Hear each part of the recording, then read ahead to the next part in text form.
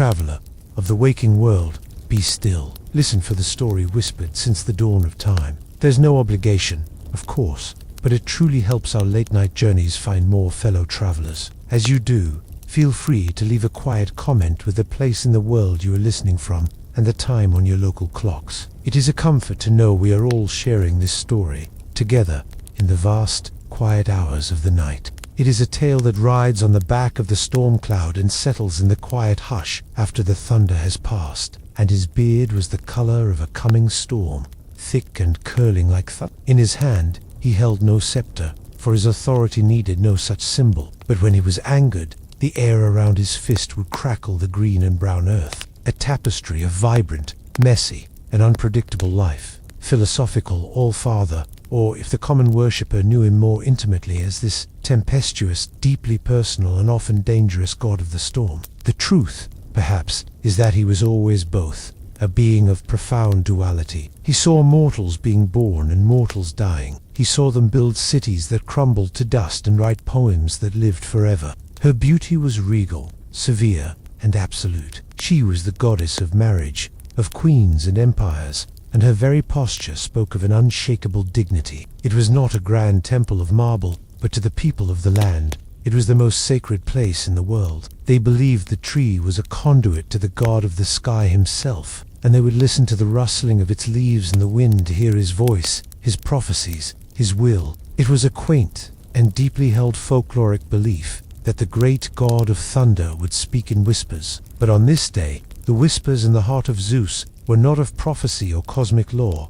They were whispers of desire, a pull towards the mortal realm that was stronger than any chain, more compelling than any law. She watched her husband, as she always did, with eyes that saw far more than he knew. He saw a Titan's daughter, beautiful and proud, walking by the sea. He saw a princess, locked away in a bronze tower, dreaming of the sky she could not see. He saw a world of stories, and he felt an overwhelming urge to step out of his own legend and into theirs. The storm was gathering, not in the skies above, but within the heart of the king on the golden throne. The first rumble of thunder was about to sound, and the world would never be the same. She saw the restlessness in him, the way his divine gaze would wander from the heavens. She knew the signs. She had seen them before. In her silent, majestic heart, a feeling that was older than their reign on Olympus, a feeling of protective jealousy and gathering pain was a constant, smoldering ember. He saw them love with a desperate,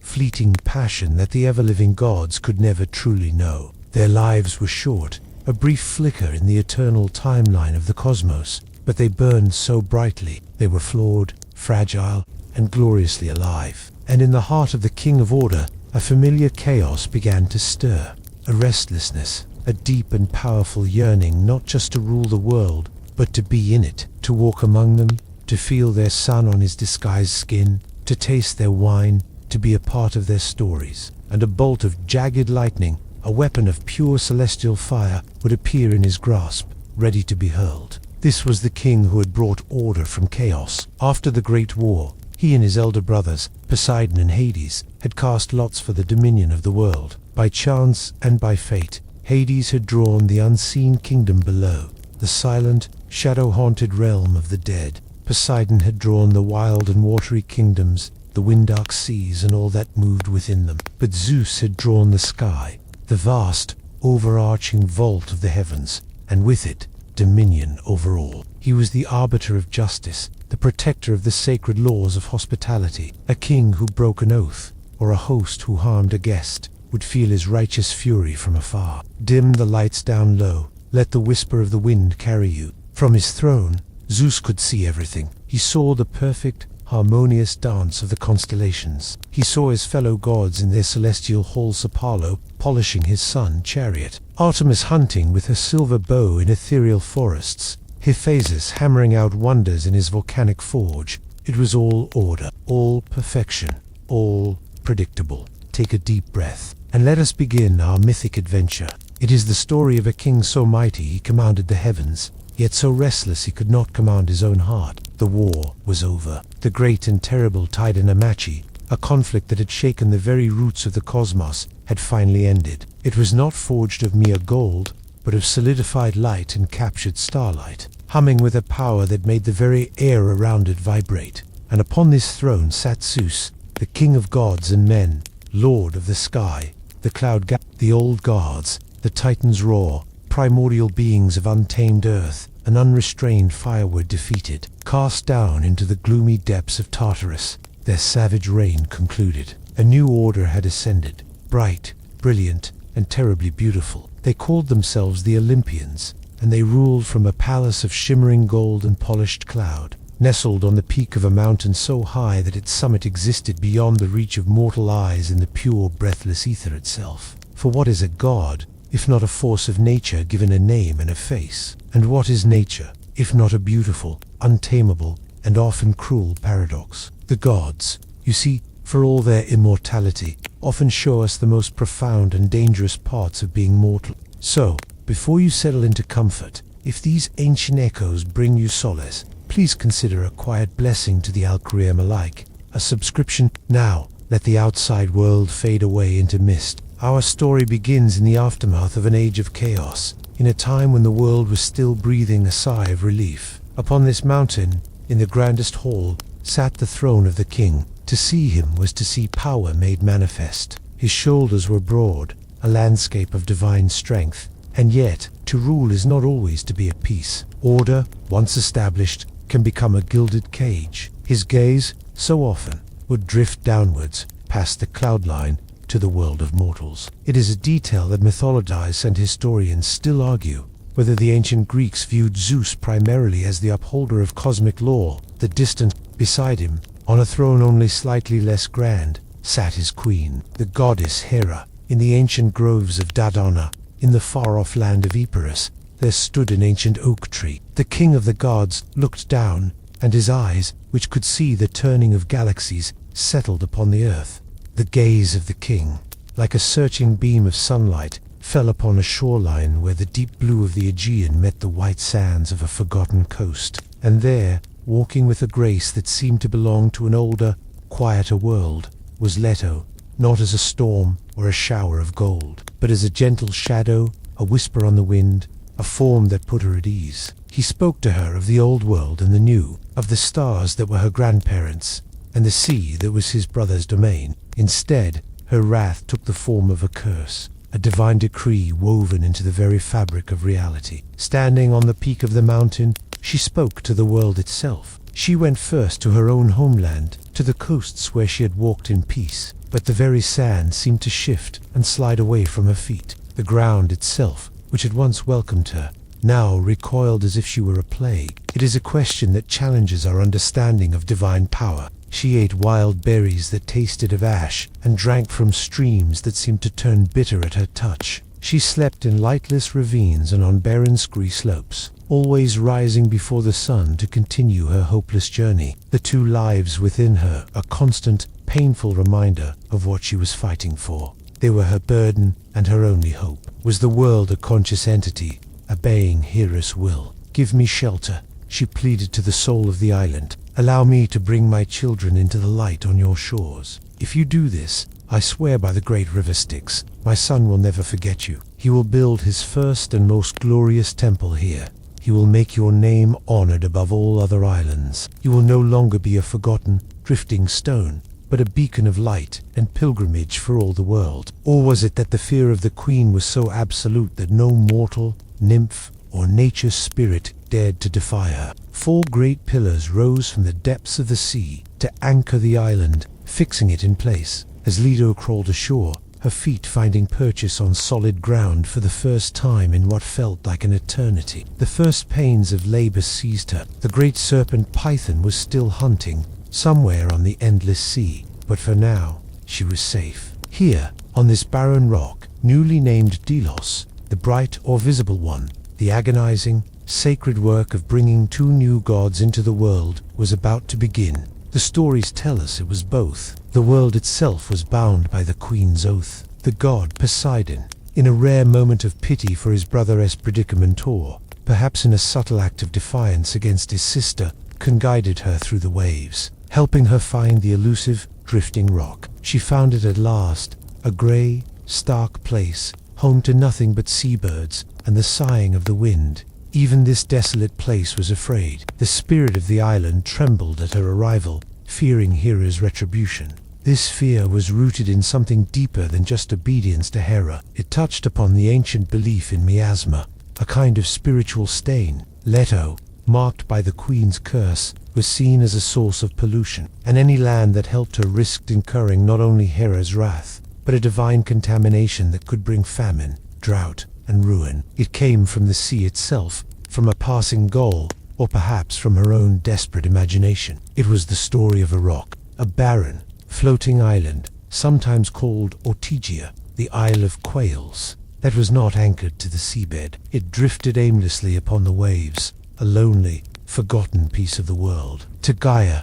the ancient Earth Mother, "Hear me," her voice commanded, not with a shout, but with the chilling finality of a closing tomb. If the island had no roots in the earth, if it was not a fixed land that rested under the sun, then perhaps it fell outside the queen's decree. But the shepherds turned their flocks away from her. The river nymphs hid in their reeds, and the very grass seemed to wither where her shadow fell. She begged for shelter in the 100 cities of Crete, but gates were barred and shutters were drawn. She crossed the sea to Asia Minor, her body growing heavier, her spirit growing more desperate. All the while, she could feel the presence of her hunter. She would not see Python, not yet, but she could feel its ancient evil trailing her, a cold dread on the horizon, a slithering sound in her darkest dreams. She was a living ghost, shunned by the entire world. Let no place on this earth, no land that sees the light of Helios's sun, offer this Titaness a refuge. Let no ground give her purchase to deliver the children she carries. Let her wander,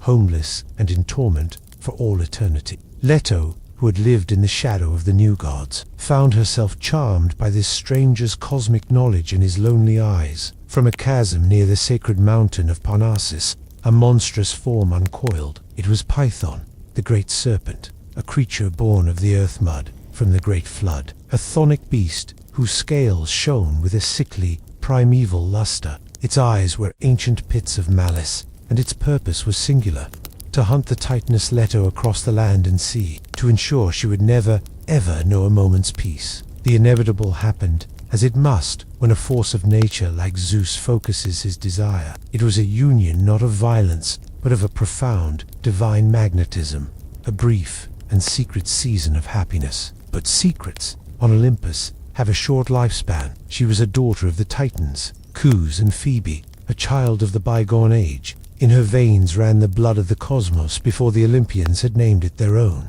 She was tall and robed in the deep blue of the twilight sky, her dark hair a silken cascade that the sea breeze lifted and played with. There was no artifice in her beauty, no vanity. She was as lovely and as natural as a star-strewn night, and in her quiet dignity, Zeus saw a piece that was absent from his own gilded, orderly heaven. He descended, as he so often would, in disguise. Leto was soon with child. Not one, but 2 heartbeats pulsed within her, a divine echo of the king of the gods, and it was this sacred nascent life that reached the ears of the Queen of Heaven. Hera, on her throne, felt the news not as a sound, but as a cold tremor, a crack in the foundation of her world. This was not the fleeting dalliance with a mortal that would burn out and be forgotten. This was an affair with a Titaness, a being of divine permanence, whose children would be gods in their own right, a new and lasting testament to her husband's infidelity. Her sorrow, which had smoldered for ages, now ignited into a cold,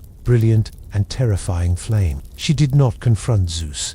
An argument in the halls of Olympus would be a fleeting thing, and to ensure her will was done, she summoned a terror from the darkest pits of the earth. Thus began Leto's ordeal. The curse fell upon the world like a shroud. She wandered inland, to the green, fertile valleys of Arcadia. How can a single being be denied by the whole of creation? Her flight became a blur of suffering. After months of this endless torment, when her body was failing and her spirit was on the verge of shattering, a whisper of hope reached her. Scholars still debate whether the myth of a floating Delos existed before the tale of Leto, or if it was a brilliant narrative invention, created specifically to provide a loophole in Hera's curse. Leto followed the whisper, making her way to the coast and casting herself into the sea. Exhausted, clinging to the sterile rock, Leto made a solemn vow. The bargain was struck. The promise of a future glory outweighed the fear of a present wrath. While the long and agonizing drama of the Titaness Leto played out upon the world stage, the gaze of the king on the golden throne was not fixed solely upon her plight. The heart of Zeus was not a single, focused point of light, but a constellation of desires, each burning with its own fire. His attention, like the wandering currents of the sea, could shift in a moment. And so, as Leto sought refuge on a drifting rock, another story was already beginning to unfold under that same divine step. This time in the powerful, sun-bleached kingdom of Argos. It was a chamber, a single, windowless room, built not of stone but of cast bronze. From his throne on Olympus, Zeus looked down and saw this act of cruel fear. He saw the proud king of Argos, so terrified of fate that he would entomb his own child. To some, it is a poetic metaphor for a divine and miraculous conception. To the more cynical, it is a cover for a more earthly tale that Zeus, in his cunning, simply bribed Danae's guards with a fortune in gold, and the story was invented later. But to the ancient mind, it was something more profound. Gold was not merely a metal. It was believed to be the very flesh of the gods. He had not killed them. He had simply given them to the sea, to the fates. He believed he had outsmarted the prophecy, casting it adrift. He did not understand that he had done the very opposite. He had taken the instrument of his doom, the son of Zeus, and released him into the wider world, setting in motion the very journey that would, one day, lead him home. For Zeus to appear as a shower of gold was for him to reveal his divine essence in a form that was overwhelming, beautiful, and gentle, all at once. The light coalesced, the shimmering pool rising to take a form both human and divine, a being of light and power that banished the gloom of her prison. He brought with him the scent of the open sky and the feeling of a world beyond the bronze walls, and he saw the princess Danae, a flicker of life in a bronze sepulchre, her youth wasting away in silent despair. In the darkness of her prison, Danae gave birth to a son. She named him Perseus, and there stood his daughter, no longer a girl, but a woman, holding a small, healthy boy in her arms. So he commanded his shipwrights to build a great, sturdy chest of dark wood, large enough for a woman and a child. When it was finished, he brought Danae and the infant Perseus to the cliffs overlooking the sea. Without ceremony, he forced them inside the chest, ignoring his daughter's pleas. He hammered the lid, shut himself, sealing them in darkness once more, a wooden prison to replace the bronze one. The chest was then cast over the cliff, into the churning, indifferent waves of the Aegean Sea. The king's terror returned, 100-fold. The prophecy was alive, breathing in his own courtyard. He dragged Danae before him, demanding to know the name of the father. Shaking but resolute, she told him the truth, that Zeus himself had visited her in a shower of gold. Acrisius, a man of earth and power, could not fathom such a thing. He called her a liar, believing a palace guard had betrayed him. He was a secret she kept for as long as she could, muffling his infant cries, sharing her meager rations, raising a demigod in a buried bronze box. But one day, the king, walking his courtyard above, heard a sound he should not have heard, the sound of a child's laughter. He was moved by a feeling that was part pity, part righteous anger, and part the familiar, stirring desire that her captive beauty ignited in him. The impossibility of the prison was not a deterrent. It was a challenge to his divine ingenuity. How could a god of the sky be kept out by walls of the earth? The walls were thick, the door was sealed from the outside, and the entire structure was sunk deep into the earth, covered over with soil until it was a hidden tomb for a living princess. The only connection to the world above was a single, small grate in the roof, through which a sliver of daylight might fall, and through which food and water could be lowered. Here Danae, a girl whose only crime was the potential she carried within her, was sealed away. Her life became a cycle of twilight and near darkness, her only companions the silent bronze walls and the echo of her own lonely breathing. She was beautiful, but there were no eyes to see her. She was a princess, but her kingdom was a cage of cold metal. Its ruler was King Acrisius, a man who lived in a prison of his own making, a prison of fear. He had wealth, he had power, his storehouses overflowed with grain and bronze, but he had no sun to carry on his name. It was not the pale, distant silver of the sun through the grate. This was a warm, vibrant, and living light. It seeped through the grate not as a beam, but as a liquid stream, a gentle shower of pure, molten gold. It fell without a sound, pooling on the stone floor, each droplet a tiny, perfect sun. This strange and beautiful rain was not burning, but warm, and it smelled of ozone and distant storms. It was a miracle, a moment of impossible beauty in a place designed for despair. This absence gnawed at him, a hollow space in the heart of his legacy. Driven by this deep anxiety, he made the long and dusty journey to the sacred center of the world, to the misty slopes of Mount Parnassus, where the oracle of Delphi resided. There, after making his offerings, he put his question to the Pythia, the priestess of Apollo. She sat upon a great bronze tripod, positioned over a chasm in the earth from which divine vapors were said to rise, and her eyes, when they turned to him, seemed to look straight through his soul. The prophecy she gave him was not a comfort, but a poisoned dart. "You will have no son," the voice hissed, seeming to come from the very rock around them. "And what is more, the child of your own daughter is fated to one day be your undoing. Her son will kill you." Acrisius fled the temple, the words of the god echoing in his mind, colder and sharper than any winter wind. The prophecy became his obsession. Fate, to the ancient Greeks, was not a suggestion. It was a blueprint of reality, immovable and absolute. Yet, in his terror, Acrisius resolved to fight it. He would build a wall against the future. He could not bring himself to kill his only daughter, Dano, for the shedding of familial blood was a crime so heinous it would summon the terrible, snake-haired Erinyes, the Furies, to haunt him to his grave. So he devised a crueler solution. He would not take her life. He would simply take her world. In the courtyard of his palace, he ordered the construction of a prison unlike any other. But one pair of eyes did see her. One afternoon, as Dano lay listlessly on her simple cot, a strange light began to fill the chamber. Historians and art critics still debate the meaning of this golden shower. Time, in the silent chamber, moved differently. But eventually, the undeniable proof of the god's visit made itself known. In a cold fury, Acrisius had the chamber unsealed. The light of the sun, blinding and harsh, flooded the room for the first time in years. Once more, his fear of the Furies stayed his hand from direct murder. As the currents caught the chest, pulling it away from the shores of Argos, Acrisius watched until it was just a speck on the vast expanse of water.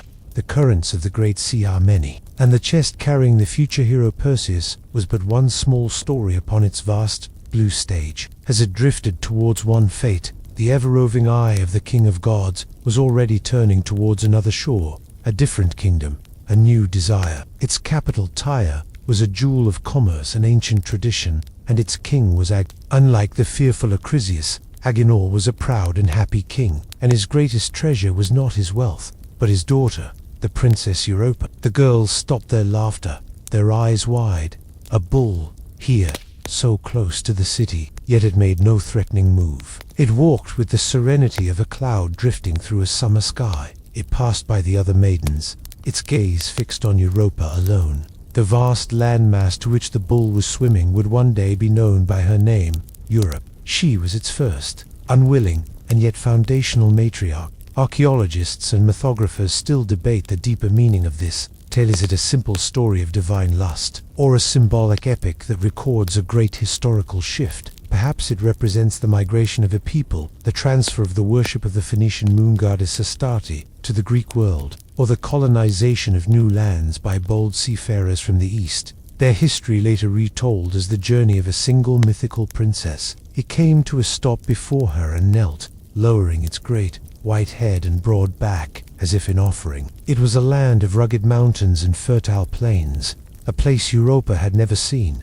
Her old life was gone, carried away as swiftly as the bull had run. Her father, Agenor, would soon send her brothers in a desperate search for her, a search that would fail, but would lead them to found great cities across the Greek world, spreading their Phoenician culture in their wake. Europa's sons the wise, King Minos, the just the valiant Sarpedon would rule over the burgeoning Minoan civilization. It is a fascinating echo in the myth that Zeus, in the form of a bull, would bring his new love to Crete, an island where the bull was already a creature of immense sacred power, a central figure in their art, religion, and their most famous ritual, the dangerous, acrobatic dance of bull leaping. The god had not just chosen a new queen, he had woven his story into the very fabric of the culture. She was destined to mother, planting the seed of his lineage at the heart of a civilization.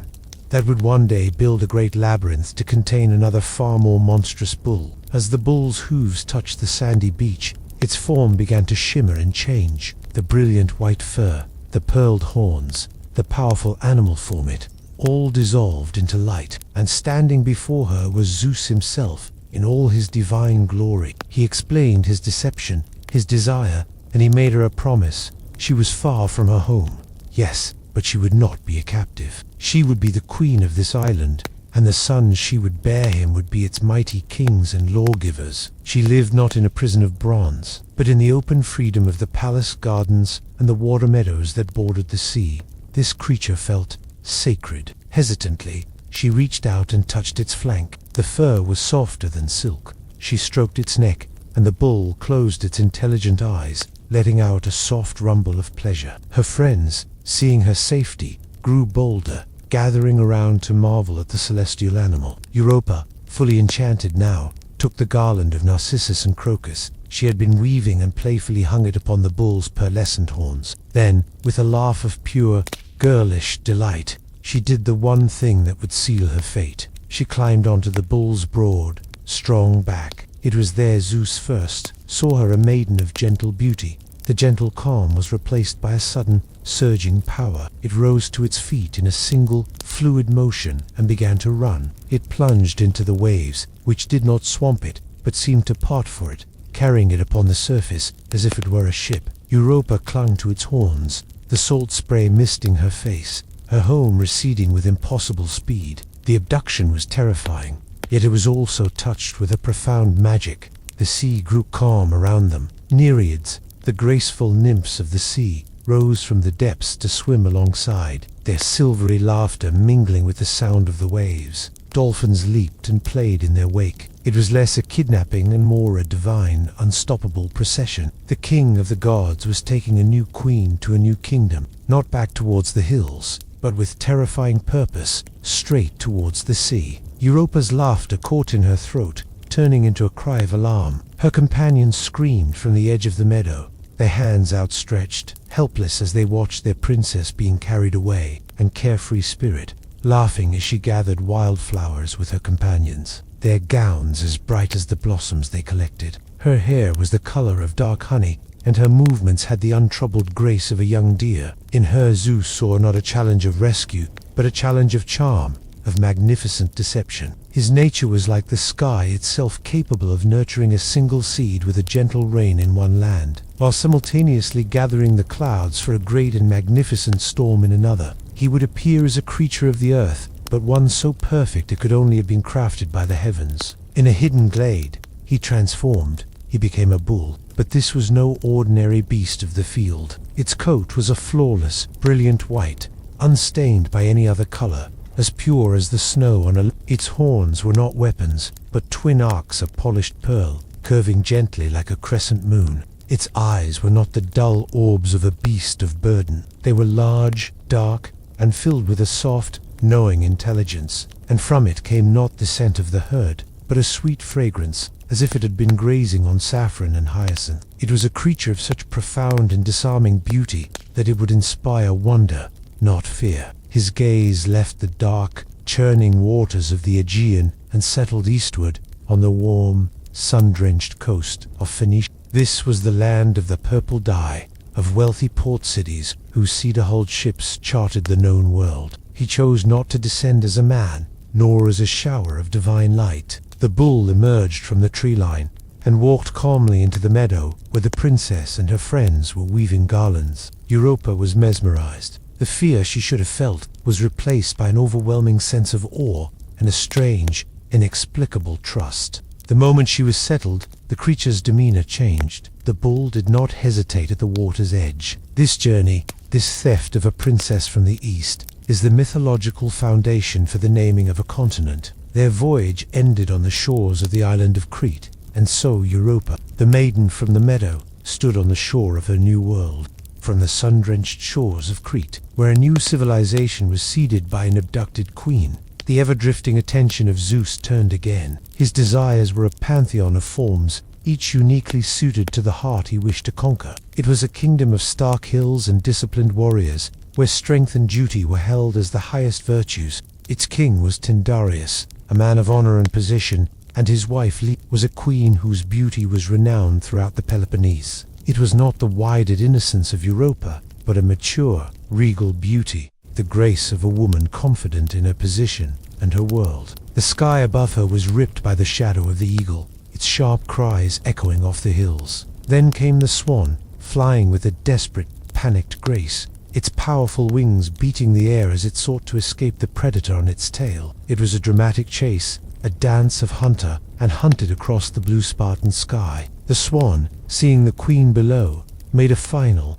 desperate dive. It flew directly towards her, not in aggression, but in a clear plea for sanctuary. It landed in a frantic tumble near her feet and rushed into the folds of her robes, hiding its head, its whole body trembling with what seemed to be mortal fear. She was a wife and a mother, her life woven into the fabric of her husband's kingdom. It was this stability, this sacred marital bond, that seemed to present an irresistible challenge to the king of the gods. For the lonely princess in her bronze tomb, he was a shower of gold, a miraculous treasure. He saw that her heart was not one to be overwhelmed by brute force or awed by simple majesty. It was a heart that could be moved by pity, by a motherly instinct to protect the weak. And so, he devised his most elaborate deception yet. He would not come to her as a god, or even as a creature of power. He would come as a victim. For the innocent maiden in her wildflower meadow, he was a majestic bull, a creature of awesome and disarming power. He had them take the form of a fearsome eagle,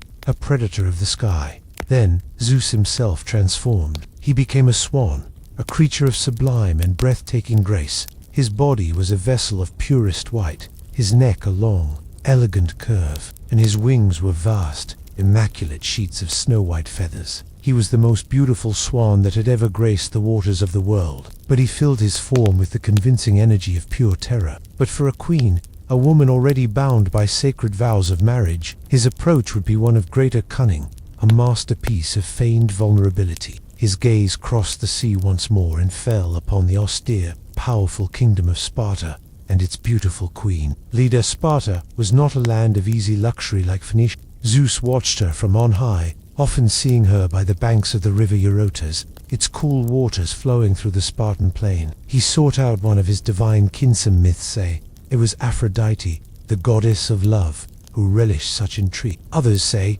it was Hermes, the master of tricks. One afternoon, as Leda walked near the riverbank, the performance began.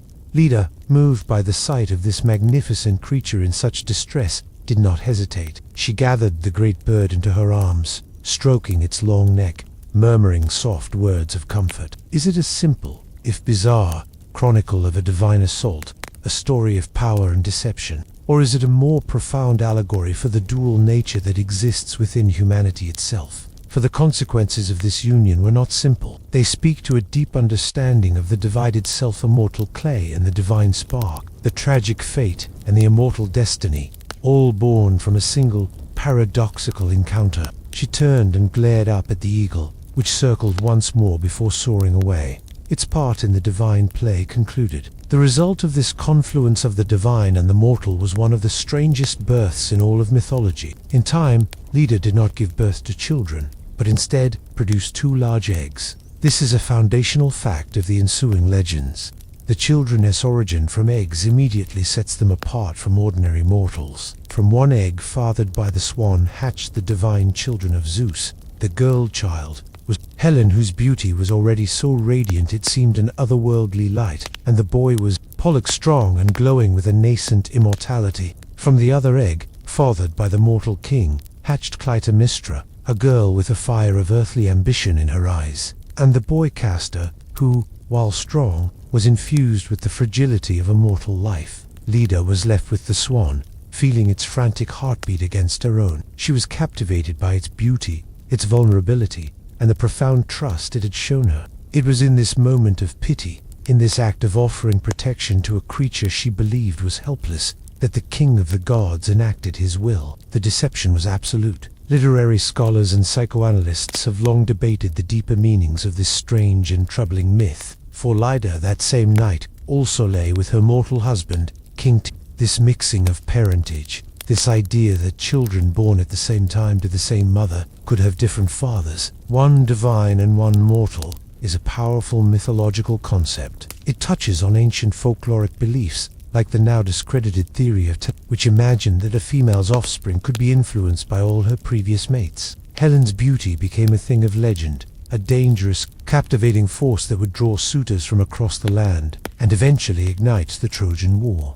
It had laid the foundation for the greatest epic cycle of the age. In a quiet Spartan palace, 4 lives had hatched, and with them the seeds of the Trojan War and the curse upon the house of Atreus.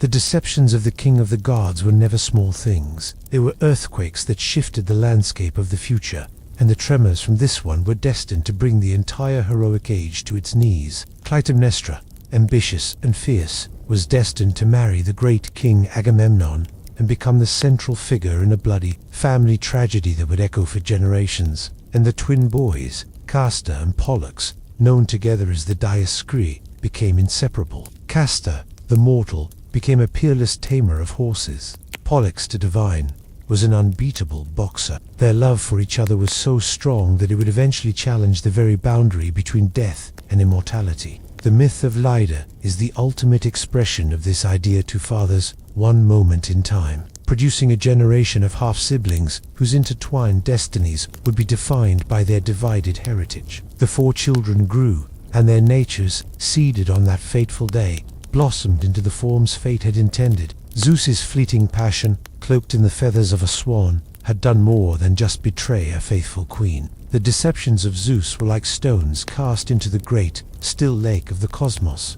The ripples spread outward, touching shores and lives, creating heroes, founding dynasties, and seeding the epics of a generation. But on Olympus, in the golden halls of the gods, these ripples did not dissipate. They converged, wave after wave, upon the throne of the one being who felt every single tremor, not as a distant story, but as a fresh wound. They broke against the feet of the Queen of Heaven. Herodot, to see her was to behold majesty itself. She sat on her throne of ivory and gold, a tall carved lotus scepter in one hand, her brow adorned with the high, cylindrical crown of a celestial monarch. She was robed in white, and at her feet often paced her sacred animal, the peacock, its 1,000-eyed tail a shimmering map of the very stars her husband ruled. Her posture was one of immaculate, unbreachable dignity. The air around her was still, but within that stillness, within the quiet chamber of the queen's heart, a storm of unimaginable fury and sorrow had been raging for an age. While Zeus looked down upon the mortal world as a tapestry of opportunity, Hera saw it as a landscape of her own humiliation. Each affair was a public proclamation of her husband's disregard, a violation of the sacred bond she herself personified. For she was Heratelia, the goddess of marriage, the protector of the lawful union between man and woman. What a bitter, cosmic irony it was, that the vows she guarded for all of humanity were the very ones her own husband held in the lowest esteem. Her pain was not simply jealousy, it was the agony of a sovereign whose own domain was constantly and cruelly undermined. Feminist scholars, in particular, have re-evaluated the myth of Hera, questioning the traditional portrayal of her as a simple, shrewish villain. They ask us to consider her not as a jealous wife, but as a tragic and powerful figurehead of a subverted authority. In the patriarchal world of the Olympians, was her rage not the only weapon she had left? Was her vengeance not the strategy of a queen whose husband's power was absolute and unchallengeable, her own sacred role made into a mockery? She remembered his own pursuit of her. He had not won her with a simple seduction. He had come to her as a small, bedraggled cuckoo, frozen and shivering in a storm he himself had created.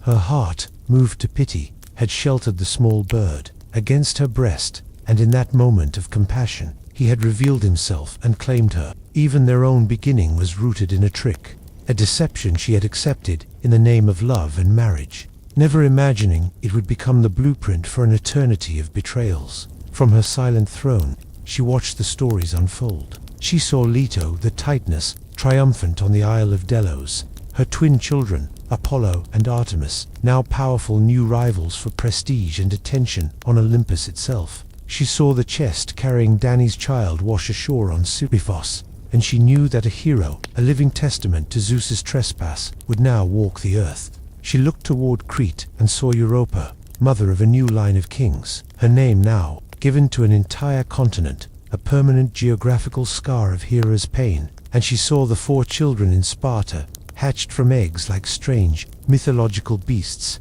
and in them she saw the faces of future conflict, of a great war and a terrible domestic tragedy, all sparked by her husband's fleeting desire for the Spartan queen.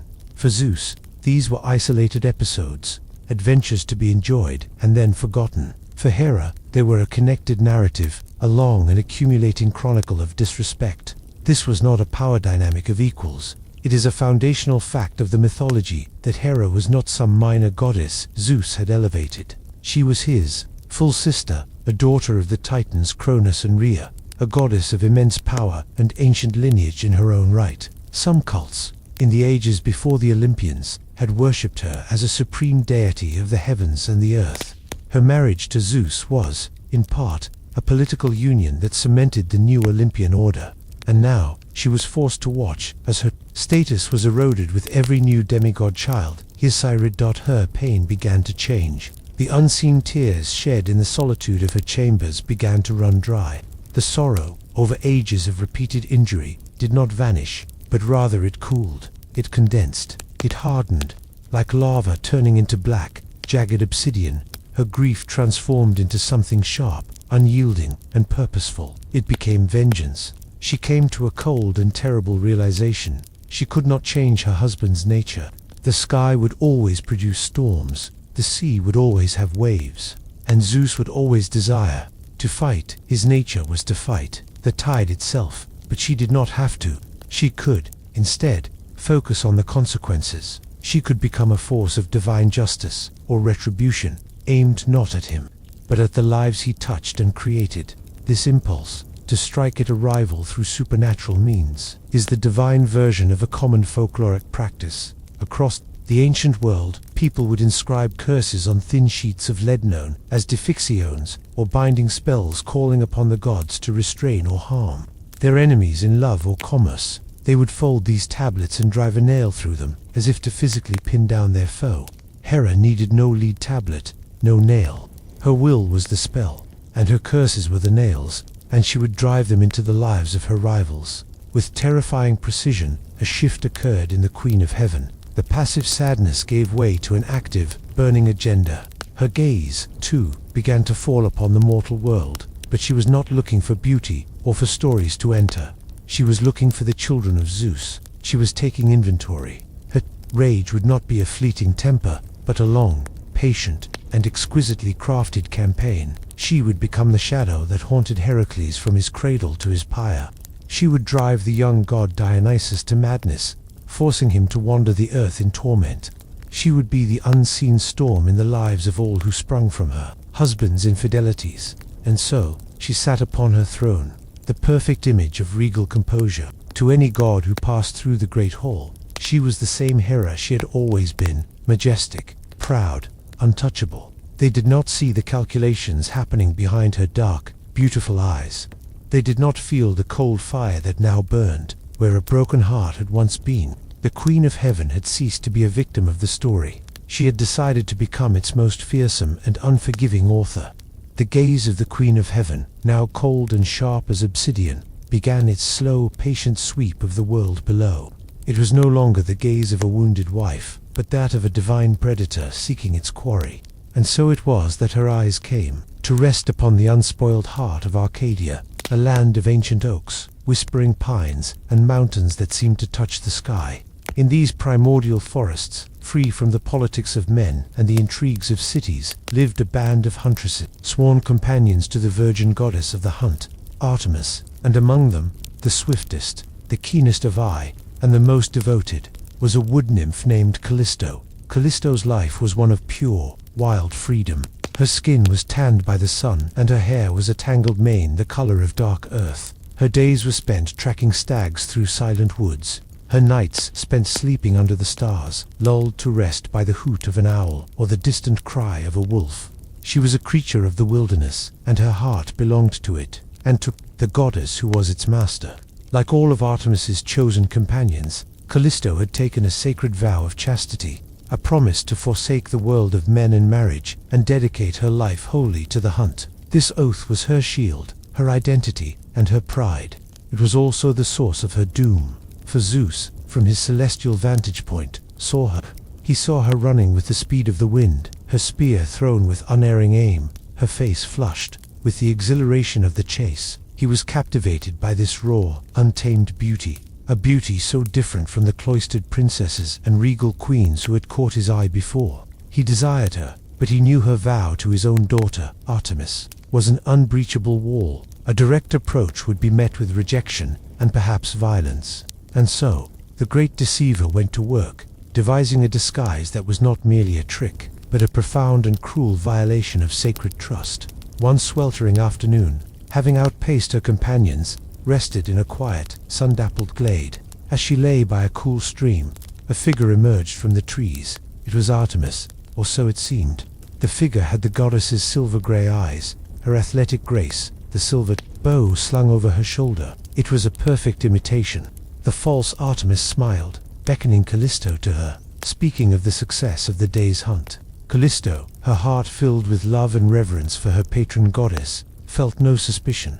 She went to her, and it was under the guise of this beloved, trusted form that Zeus took what he wanted, shattering the nymph's sacred oath in an act of absolute and devastating deception. In the aftermath, Callisto was left shattered, her mind a whirlwind of confusion, shame, and a dawning horror. She did not yet understand that she had been tricked by Zeus. She knew only that she had somehow broken her vow, and that she was now stained. She fled from her companions, her guilt a heavy cloak she could not cast off. For months, she managed to hide her changing body, her growing despair, but the secrets of the body, unlike the secrets of the heart, cannot be kept forever. The moment of revelation came at a sacred spring, a place whose crystal-clear waters were believed to be a source of ritual purity, a grotto holy to Artemis and her nymphs. It was a common folkloric belief that such places were points of connection to the divine, and to bathe in them was an act of communal renewal. The goddess, on a hot day, called for all her followers to disrobe and join her in the water. Callisto, in terror, refused. Artemis, her suspicion finally aroused by the nymphs' strange behavior over the past months, grew stern.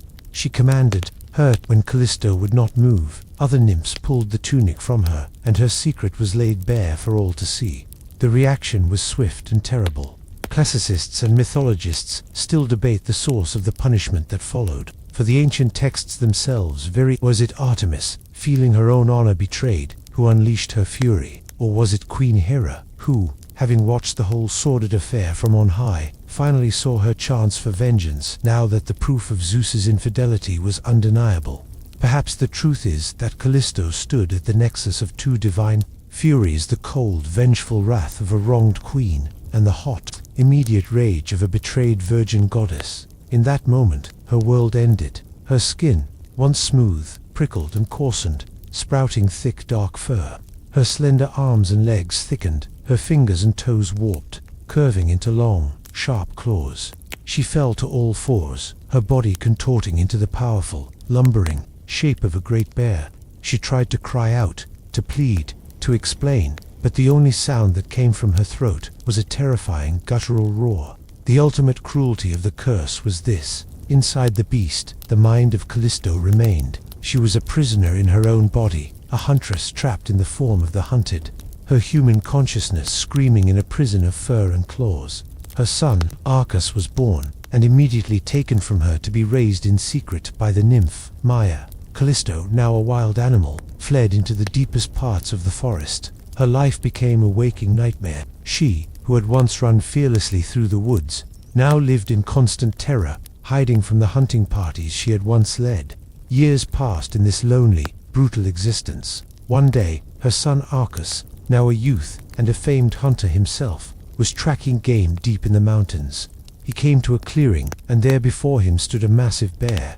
It was Callisto. She recognized her son in an instant. All the years of pent-up love and grief swelled in her heart. Forgetting her form, forgetting the danger, she rose up on her hind legs, her forepaws outstretched, yearning for an embrace. Arcas saw only a ferocious beast about to attack. He raised his javelin, its sharp point aimed directly at his mother's heart. The final tragedy was poised to strike, but Zeus, watching from above, was finally moved to pity by the horror of the scene he had created. In the split second before Arcas could cast his spear, the king of the gods intervened.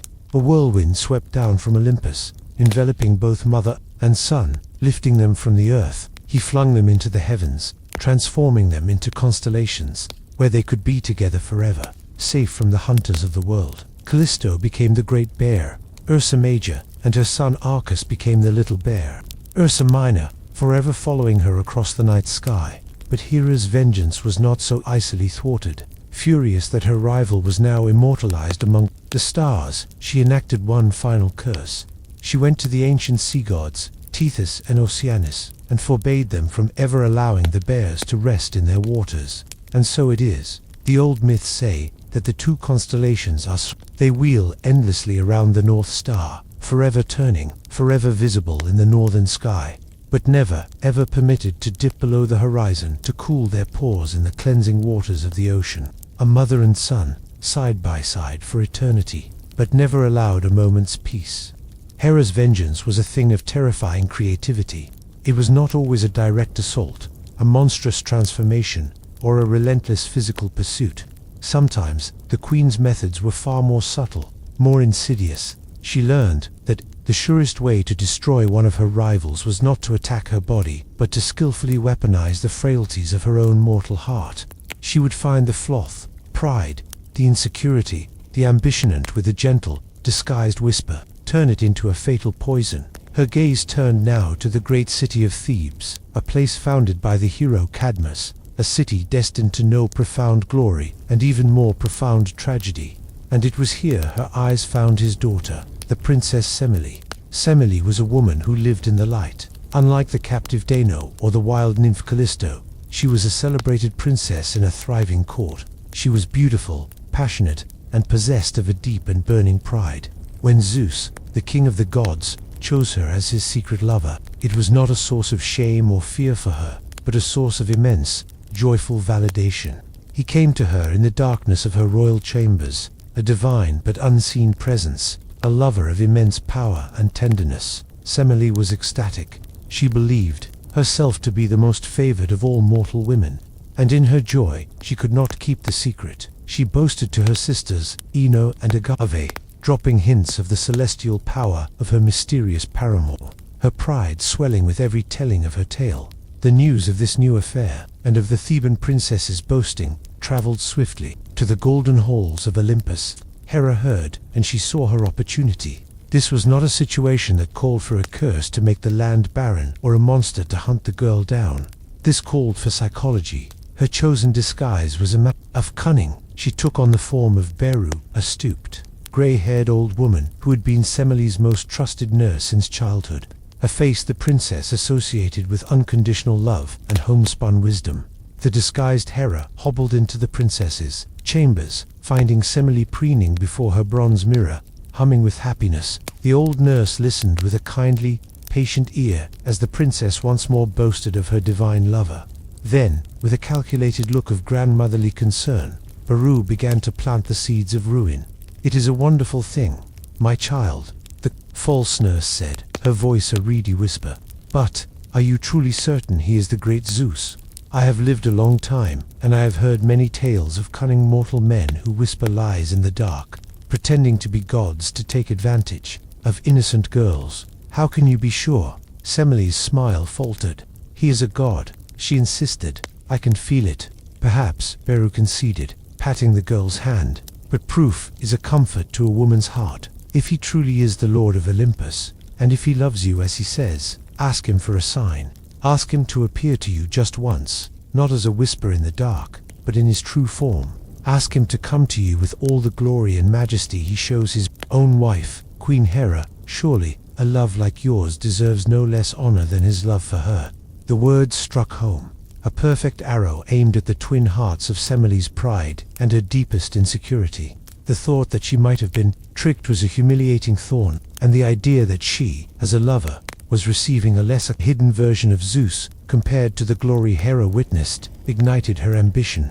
She had to know. She had to have that proof. The next time Zeus came to her, his presence filling the room with the scent of ozone and mountain air. Semele was not playful and passionate. She was serious, and she had a request. Before she would say what it was, she asked him to grant her a single, unbreakable boon. She asked him to swear an oath. Zeus, besotted and eager to please her, readily agreed. To show the depths of his sincerity, he offered to swear by the most sacred and immutable vow in all the cosmos, an oath upon the dark, inexorable waters of the river Styx. This was a folkloric law, more powerful than any god. An oath sworn on the Styx was absolute.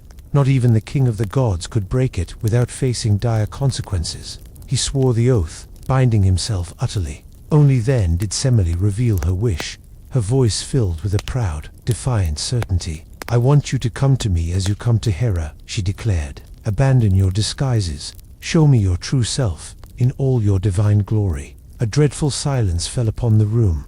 Zeus was horrified. He knew what she, in her mortal ignorance, did not. That the true, unveiled form of a god is not a sight, but a force. It is pure energy, pure light, pure power, a spectacle of cosmic fire that no mortal body can withstand. He begged her to reconsider, to ask for anything else, riches, kingdoms, a long life. But Semele, her pride now fully engaged, saw his reluctance only as confirmation of the old nurse's warnings. She believed he was making excuses. She held him to his vow. Trapped by his own oath, his heart breaking, Zeus had no choice. He returned to Olympus, his steps heavy with dread. He chose his least brilliant celestial robes. He armed himself with his smallest, most insignificant thunderbolts. He tried to dim his own divinity as one might try to dim the sun itself, and he returned to Thebes. He did not need to enter the chamber. His very approach was an apocalypse. The air in the palace began to crackle and hum. A light, more brilliant than 1,000 suns, began to bleed through the walls. When he manifested in her room, it was not as a lover, but as a living tempest of lightning and divine fire. Semele had a single, fleeting moment to see the truth of him, to realize her terrible, fatal mistake. And then, she was gone. Her mortal body was instantly and utterly consumed, incinerated into a pile of fine, smoking ash. But as the smoke cleared, Zeus saw something within the ashes. It was the unborn child in her womb, a 6-month fetus, glowing with its own divine spark, miraculously, unharmed. In a desperate act of grief and paternal love, Zeus snatched the tiny, unfinished being from the ruin of its mother. And to save it, he performed an act of mythological surgery. He cut open his own thigh, placed the infant inside, and sewed the flesh shut again. He would be the child's incubator. He would carry him to term himself. This act is the foundational myth of the god Dionysus, the reason he is known forever as the twice-born. Religious historians continue to debate the origins of the Dionysian cult, with its strange themes of ecstatic madness, death, and rebirth. Was he a later, foreign addition to the Olympian family, perhaps from Thrace, whose bizarre birth story was created to graft him onto the lineage of Zeus? Or was he a much older nature spirit, whose mythology was reshaped to fit the new order? The strangeness of his origin sets him apart, a god born not from a womb, but from ash and a father's thigh. Hera's plan had worked perfectly. Her rival was dead, a victim of her own foolish pride. But in her victory, the queen had once again, paradoxically, ensured the survival of another of Zeus's children. From the ashes of Thebes, a new and dangerous god was gestating, a god of wine and frenzy who would one day walk the earth, followed always by his own trail of tragedy, and by the relentless, watchful eyes of the queen who had made him an orphan before he was even truly born. The vengeance of the Queen of Heaven was a dark and multifaceted jewel. When her rage was not the swift, incinerating fire that consumed Semele, it took on a different character, that of a slow, grinding, and inescapable torment. Hera could be patient. She could draw out her retribution over years, across continents, demonstrating that her memory was as long as her husband's indiscretions were frequent. And so her attention, ever watchful, returned to her own sacred city of Argos, and to a priestess who served in her very own temple. A maiden named Io was a princess, the daughter of the river god Inachus, and she had dedicated her life to the service of Hera. She lived within the hallowed precinct of the goddess's temple, a life of ritual and reverence. For Zeus to desire her was not just an act of infidelity, but an act of profound sacrilege. a trespass into the heart of his wife's own sacred domain. He came to Io not as an animal or a shower of gold, but as a persistent voice in her dreams, a divine presence that both thrilled and terrified her. To conceal his final approach, he did something only a god of the sky could do. He cloaked a vast portion of the earth in a thick, mature twilight, a shroud of dark clouds that blotted out the sun. Under the cover of this unnatural gloom, he descended to have his way with the priestess. On Olympus, Hera saw the strange, localized darkness and was not for a moment fooled. A storm that does not move, a cloud that does not rain it, was a signature she knew all too well. It was the calling card of her husband's guilt. In a cold fury, she descended from her golden throne, her coming like a clarifying wind. With a sweep of her divine hand, she tore the canopy of clouds apart, expecting to find her husband and his new conquest together in the fields below. Zeus, sensing her approach at the last possible second, panicked. With no time for a clever deception, he did the first thing he could think of to hide the girl's identity. He transformed her. In a swirl of divine energy, the priestess Io vanished, and in her place stood a cow, young, beautiful white heifer, with wide, sad, and terrified human eyes. When Hera arrived, the clouds parting to reveal the sunlit field, she saw only her husband standing innocently beside a lovely, if slightly trembling, young cow. Hera's smile was a thing of chilling sweetness, she knew. Of course, she knew. She walked slowly toward them, her regal robes sweeping the grass. She praised the beauty of the heifer, its flawless white coat, its graceful form. "What a magnificent creature, my husband," she said, her voice dripping with false admiration. "Wherever did it come from? I must have it. Will you not make a gift of it to your loving wife?" Zeus was caught in a perfect trap. To refuse to give her such a small thing as a cow would be an admission of everything. It would be proof of his guilt. But to agree was to hand his lover, helpless and transformed, directly into the hands of her most relentless enemy. With a heavy heart and a forced smile, he agreed. Hera took the rope and led the heifer away, the victor in a silent, bitter negotiation. The queen, however, was no fool. She knew Zeus would try to reclaim his lover. She needed a guard, a watchman so vigilant that not even the king of the gods could circumvent him. She chose a being perfectly suited to the task, the giant, Argus Panoptes, Argus the All-Seeing. His origins were a mystery, but his form was the stuff of nightmares. He was a giant of immense strength, and his body was covered, from head to foot, with 100 eyes. He was the perfect warden, for at any given time, only a few of his eyes would close in sleep, while the other 90 or so remained wide open, watchful and unblinking. Anthropologists and historians of religion often discuss whether Argus was merely a monster invented for this tale, or if he represents a memory of a more ancient deity, perhaps a pastoral god of the herds, whose 100 eyes were a metaphor for the stars of the night sky, forever watching over the cattle below.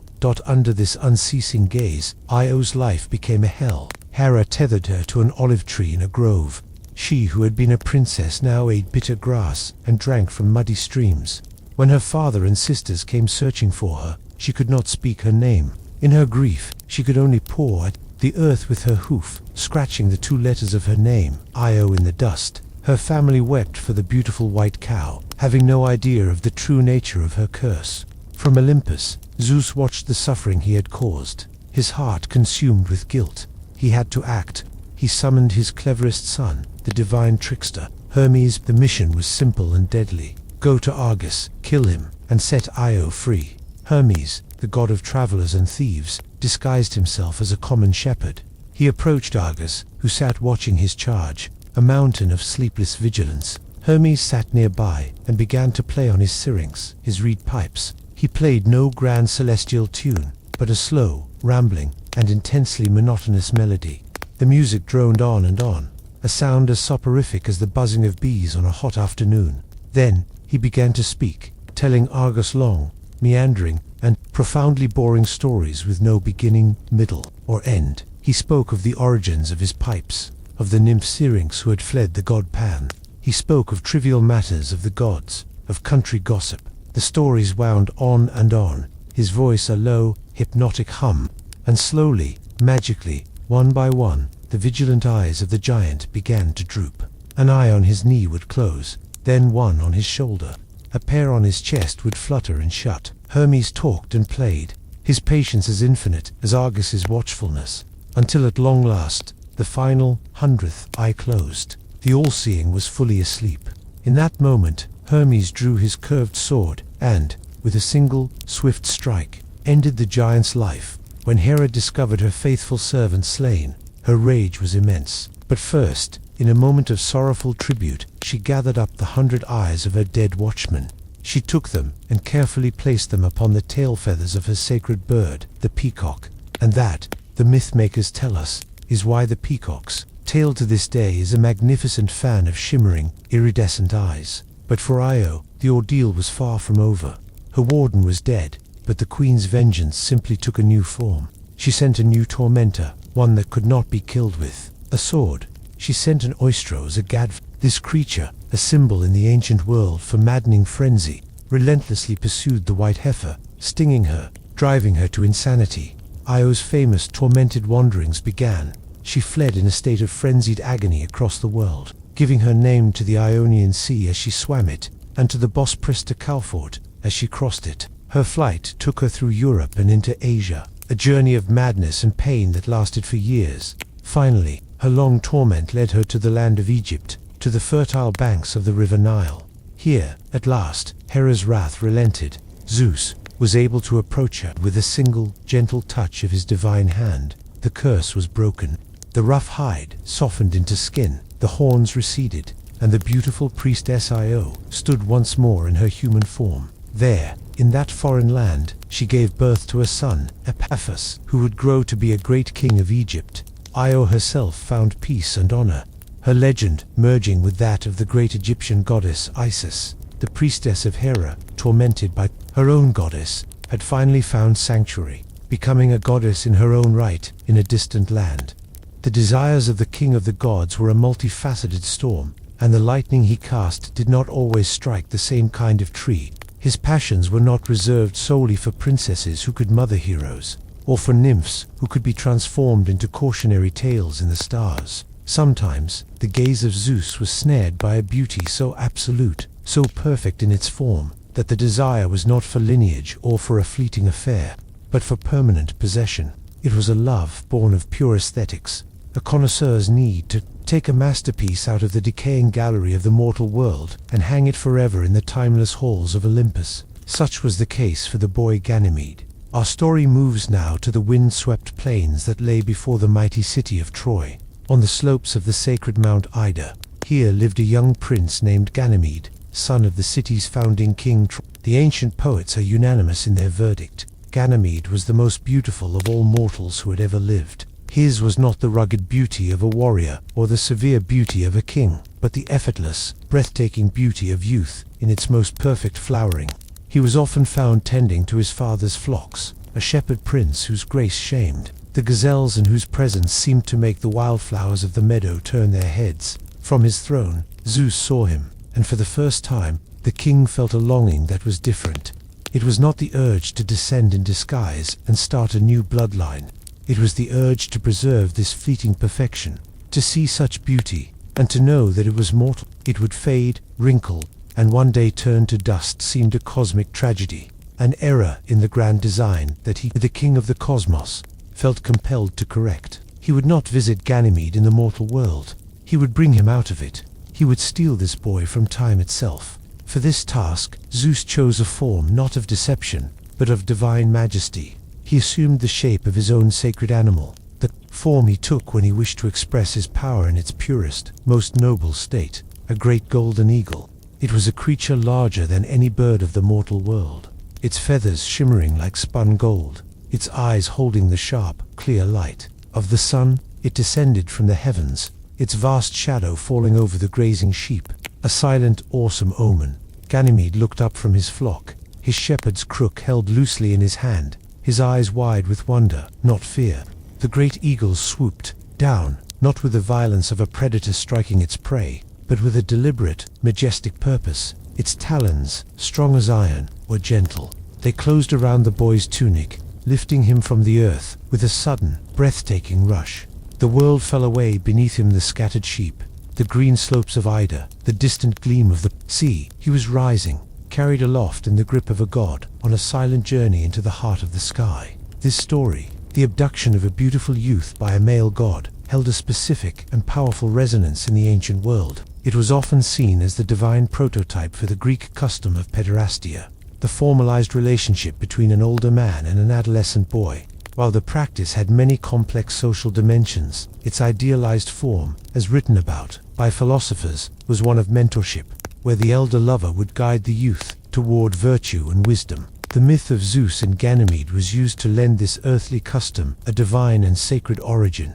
When the eagle arrived on Olympus, it transformed back into Zeus. He stood before the awestruck Ganymede and explained that he had been chosen, lifted from his mortal life to live forever among the gods. He would not age, he would not die, he would be granted a position of immense honor. He would become the official cupbearer to the Olympians. This is a foundational fact of the myth, and a crucial detail, for this role was not vacant. It had been held by Hebe, the goddess of youth, who was none other than the daughter of Zeus and Hera. In bringing his new favorite to Olympus, Zeus was simultaneously demoting his own daughter by the wife he so often betrayed. The insult to Hera was profound and multi-layered. It was not just another affair. This time, the evidence was not a demigod hero on Earth or a new constellation in the sky.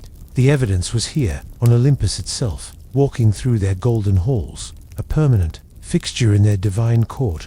For a mortal boy to supplant her own daughter was a humiliation of the highest order. Her rage was a cold, silent, and constant fire, stoked every time she saw the beautiful Trojan youth moving among the thrones of the gods, pouring out their nectar.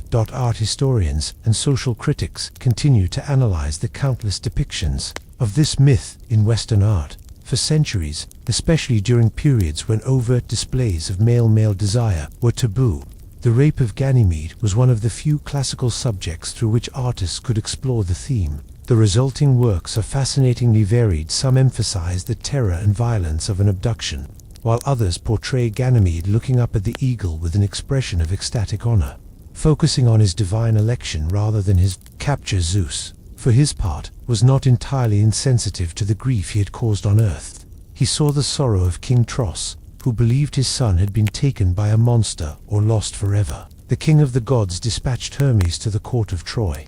The messenger god explained to the king that his son was not dead, but had been granted the ultimate honor, immortality among the gods, and as compensation for his loss, Zeus sent a gift of unimaginable value. He gave King Tros a team of magnificent, immortal horses, the finest steeds in all of creation. Horses so swift they could run upon the surface of the water. And so Ganymede began his new life. He served the gods, their nectar and ambrosia, his youthful beauty a constant delight to Zeus, and a constant thorn in Hero's side. In time, as a final honor, Zeus placed his image in the night sky, transforming him into the constellation Aquarius, the water-bearer. To this day, he can be seen among the stars, forever pouring out the divine drink of the gods. The shepherd boy from Mount Ida was gone, stolen from the world of time and consequence, and remade as an eternal symbol of perfect beauty and of a divine love that rewrote the rules, not only on earth, but in heaven itself. While the beautiful youth Ganymede began his timeless, ageless life serving nectar in the halls of Olympus, the ambitions of his divine captor turned back to the mortal realm. Zeus's desires were not sated. A new longing grew in his heart. A longing born not of lust or aesthetics, but of a grand, strategic purpose. He felt the world of gods and men needed a champion, a hero of such unparalleled strength and indomitable spirit, that he could serve as a bulwark against the monsters and chaos that forever gnawed at the edges of civilization. He needed to sire his greatest son, and for this, he required the perfect mortal mother. His gaze fell upon the city of Thebes, and upon Alcmene, the wife of the great general She was a queen renowned for her grace and beauty, but it was her character that Zeus found so compelling. She was wise, resolute, and possessed of a legendary faithfulness. Her husband, Amphitryon, was away at war, fighting to avenge the deaths of Alcmene's brothers. Alcmene, in her devotion, had sworn a solemn oath that she would not share her bed, even with her own husband, until he returned victorious, having satisfied the honor of her family. Her virtue was a fortress, seemingly impenetrable. Zeus knew that no disguise as a beast or a shower of gold would breach these walls. No stranger, no matter how charming, could sway her. Alcmene's heart belonged to one man only. And so, Zeus conceived his most audacious, most intimate, and most absolute deception. If she would lie only with her husband, then he would become her husband. He gathered the threads of Amphitryon's being, his voice, his face, the scar above his left eye, his memories of battles fought and stories shared, and wove them into a perfect, living disguise. Then, to ensure that the hero conceived would be more than just a demigod, but a titan among men, Zeus performed an act of cosmic manipulation. He commanded Helios, the god of the sun, to halt his fiery chariot, to hold back the dawn. He instructed Selene, the moon goddess, to slow her silver passage across the sky. He whispered to Hypnos, the god of sleep, to cast a deeper slumber over the unsuspecting world. He took the fabric of time itself and stretched a single night to the length of 3. This was a form of divine sympathetic magic, the belief that the conditions of a creation influence the final product. By investing 3 nights' worth of darkness and passion into a single conception, he was ensuring the child's greatness. Under the cover of this supernaturally long and quiet night, Zeus, in the perfect form of Amphitryon, arrived at the gates of Thebes. He presented himself as the victorious general, returned a day earlier than expected. Alcmene, seeing her beloved husband home at last, his quest for vengeance complete, welcomed him with boundless joy. Her oath was fulfilled, and she led him to her chambers. Throughout that long magical night, she listened as he recounted the tales of his victory. Tales Zeus knew perfectly, for he had watched every moment of the battle from on high.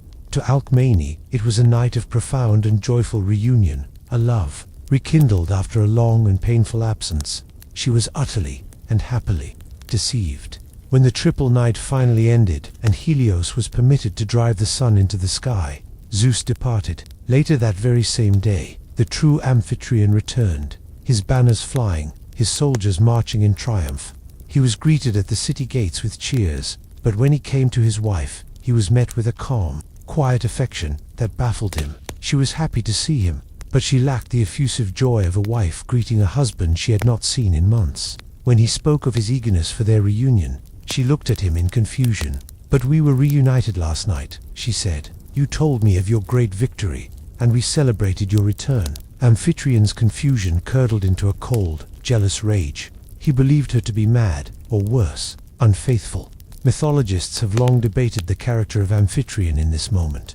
In later Roman comedies, he is often a farcical figure, a cuckolded fool whose confusion is played for laughs. But in the older, graver tellings of the myth, his reaction is one of tragic, righteous anger, the fury of an honorable man who believes his virtuous wife has somehow betrayed him.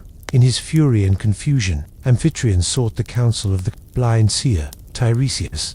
The old prophet listened to the story, and, with his sightless eyes that saw the truths hidden from mortal men, he revealed the awesome and terrifying nature of the previous night's events. He explained that Alcmene had not been unfaithful, but had been visited by the king of the gods himself. Humbled and awestruck, Amphitryon's anger dissolved. He now understood. He went to his wife that night, and so it was that Alcmene came, to carry twins, born of 2 fathers, one, the son of a god, conceived during the night that lasted 3, the other, the son of a mortal, conceived the following night. This is the foundational fact of the hero's story. The twin boys born to Alcmene would be Heracles, the divine son of Zeus, and Iphicles, the mortal son of Amphitryon. But the queen of heaven would not allow the birth of Zeus's prophesied champion to go unchallenged. As Alcmene's time came, Hera, the goddess of childbirth, rushed to Thebes. She knew Zeus had rashly proclaimed that the next son born of his bloodline, the line of Perseus, would become a great king. With this oath in mind, Hera used her power to inhibit Alcmene's labor, magically delaying the birth of Heracles. At the same time, she hastened the birth of another child in the Perseid line, the wife of King Sthenelus, and so it was that Heracles' cousin, the sickly and weak Eurystheus, was born first. By the letter of Zeus's own law, Eurystheus was the heir to the throne. The yet unborn Heracles was now fated to be his servant. Hera had brilliantly and cruelly woven the hero's destiny into one of servitude before he had even drawn his first breath. At last, Alcmene gave birth to her twin sons. Hera's hatred did not cease. One night, as the infants lay sleeping in their wooden cradle, the queen sent 2 monstrous serpents, their scales glittering in the faint torchlight, to slither into the nursery and destroy the son of Zeus. The mortal twin awoke and began to scream in terror. But the infant Heracles was not afraid. He awoke, and the watching, terrified parents saw him gurgle with delight. He reached out his 2 pudgy, infant hands and seized each serpent by the neck. With a strength that was utterly impossible, he squeezed, effortlessly strangling the monstrous beasts. When Alcmene and Amphitryon rushed in, they found a scene that laid bare their future. One son was wailing in terror. The other sat happily in his cradle, holding up the 2 dead snakes as if they were toys. In that moment, they understood the blessing and the curse that had been laid upon their house. The long night had produced a child with the strength of a god, a hero destined for legendary greatness. But it had also brought the unending, inescapable, and ingenious wrath of the Queen of Heaven into their home, a shadow that would follow their son from his cradle to his grave. For an age, it must have seemed, even to Zeus himself, that his desires were the most powerful force in the cosmos. His passions had remade the map of the world, populated it with heroes, and even rearranged the society of Olympus. He had his great champion, Heracles, a son whose strength would become the stuff of legend. In the wake of such triumphs, what could possibly restrain the will of a king who commanded the heavens? What force could there be that he would not dare to challenge? The answer was not the anger of his wife, but the echo of his own past, the ghost of a fate he himself had dealt to his own father. The only thing that could truly frighten Zeus was the prophecy of his own demise. His gaze had fallen upon a new object of desire, a creature of breathtaking grace and profound wisdom. She was Thetis of the silver feet, a Nereid, one of the 50 daughters of the old man of the sea. Her beauty was a liquid, shimmering thing, and it captivated not only Zeus, but his brother Poseidon as well. For a time, the 2 most powerful gods of the cosmos became rivals, both pursuing the lovely nymph, their combined attention threatening to create tidal waves of divine drama. But as Zeus plotted his seduction, he became aware of a dangerous, ancient prophecy attached to Thetis. The secret was revealed by the one being who had the most reason to despise Zeus, the Titan Prometheus. Still chained to his rock in the Caucasus Mountains, his liver devoured daily by an eagle. It is a detail that historians of myth often debate. Was Prometheus's revelation an act of final, bitter defiance against his tormentor? Or was it a shrewd bargaining chip, the one piece of information so valuable it could secure his eventual release, as the playwright Aeschylus depicted? Whatever his motive, the knowledge was a thunderbolt aimed at the heart of Zeus's power. The prophecy was simple and absolute. The son born of Thetis would be destined by fate to become immeasurably greater, stronger, and more powerful than his father. For any other god, this might have been a point of pride. For Zeus, it was a death sentence. The entire Olympian dynasty was built upon a foundation of cosmic patricide. Zeus had led the rebellion that overthrew his father, the Titan Cronus, and imprisoned him in Tartarus. Cronus, in his turn, had taken a sickle and overthrown his own father, the primordial sky god, Uranus. Zeus had spent his entire reign secure in his power, yet always with the deep, paranoid fear that the cycle of son overthrowing father was an inescapable law of the universe. This prophecy was no mere warning. It was the potential blueprint for his own downfall. If he fathered a child with Thetis, he would be creating the very instrument of his destruction. Suddenly, the king of the gods felt the cold grip of a fear he had not known since the great war with the Titans. The lust in his heart was extinguished by the terror in his soul. For the very first time, Zeus had to consciously, actively, and absolutely restrain his own desire. He, who could take any form and breach any fortress, had to build a fortress around his own heart. He had to chain his own passions for the sake of his crown. It was a profound moment of self-governance, forced upon him not by morality, but by pure, rational fear. He approached his brother Poseidon, sharing the terrible secret, and the Lord of the Seas, also understanding the danger, agreed to abandon his own pursuit. Zeus's solution was a brilliant act of divine statecraft, a piece of what could be called a portropaic magican action intended to turn away or avert a terrible fate. He could not simply ignore Thetis. The prophecy hung in the air, a danger to any god who might bed her. He had to neutralize the threat entirely. He would see Thetis married, not to a god, but to a mortal. the prophecy would still come true. Her son would be greater than his father. But if the father was a mere mortal, the son, however great, would pose no threat to the reign of Zeus. He chose the perfect candidate, the noble hero Peleus, king of the Myrmidons. And so, a wedding was arranged. It was one of the most magnificent events in the mythological age, a grand celebration on the slopes of Mount Pelion. This is a foundational fact that ripples through all of epic poetry. To honor the union, all the gods and goddesses of Olympus were invited to the feast. All that is, except one, Ares, the petty and malicious goddess of discord. Furious at being snubbed, Ares crafted a spiteful revenge. She tossed a solid gold apple into the midst of the feasting goddesses, inscribed, with the words "to the fairest." The ensuing argument between Hera, Athena, and Aphrodite over who deserved the apple would lead directly to a young Trojan prince named Paris being asked to judge, a judgment that would result in his abduction of Helen and the launching of the 1,000 ships of the Trojan War.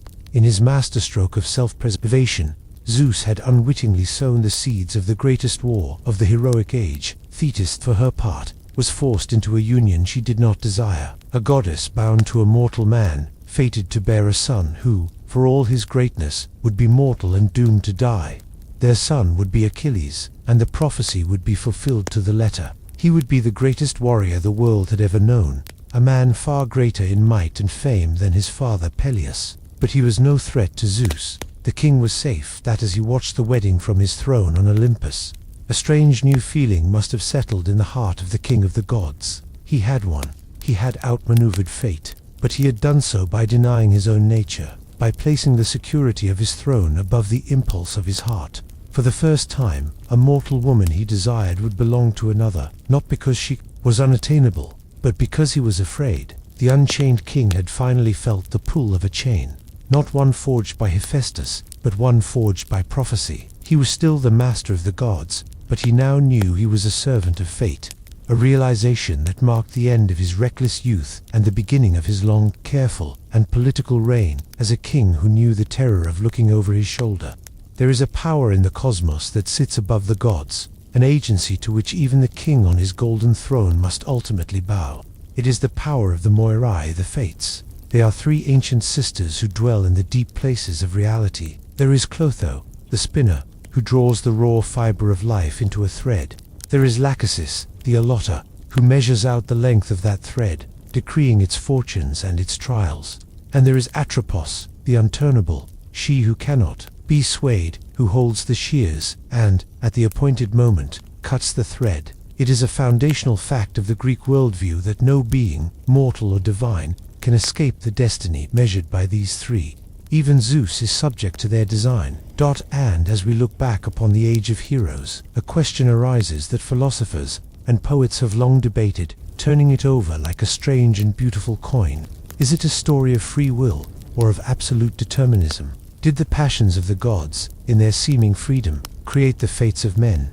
Or were their desires and rages merely the tools the Moirai used, the shuttle and the loom with which they wove a pattern that had been designed from the beginning of time? For when we stand back and look at the whole of the tapestry, we see that all the brilliant, chaotic, and tragic threads can be traced back to two primary sources: the amorous, creative passions of a king, and the bitter, lasting fury of his queen. Consider the greatest and most terrible conflict of the age, the Trojan War. It was a decade of bloodshed that consumed a generation of heroes and brought the mighty city of Troy to its knees. Its origins are a tangled web. Yet every single thread leads back to Zeus. It was his own fear of being overthrown, his terror of the prophecy attached to the synymph Thetis, that led him to marry her off to the mortal Peleus. It was this wedding, born of Zeus's fear, that led to the fateful party to which Eris, the goddess of discord, was not invited.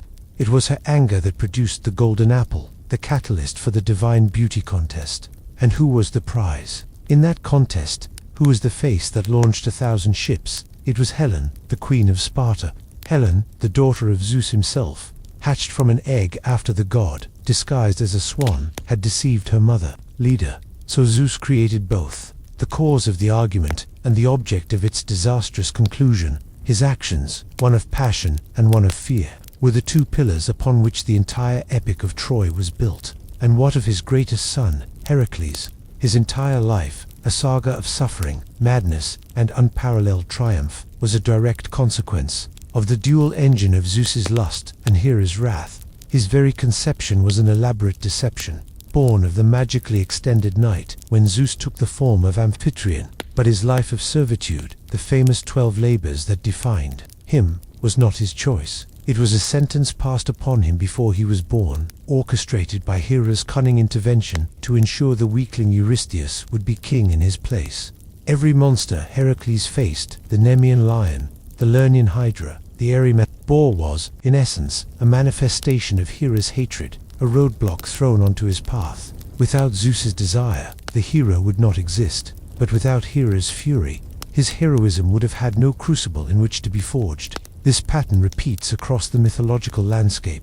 The hero, Perseus, who beheaded the Gorgon Medusa, existed only because Zeus saw a lonely princess in a bronze tower and came to her as a shower of gold.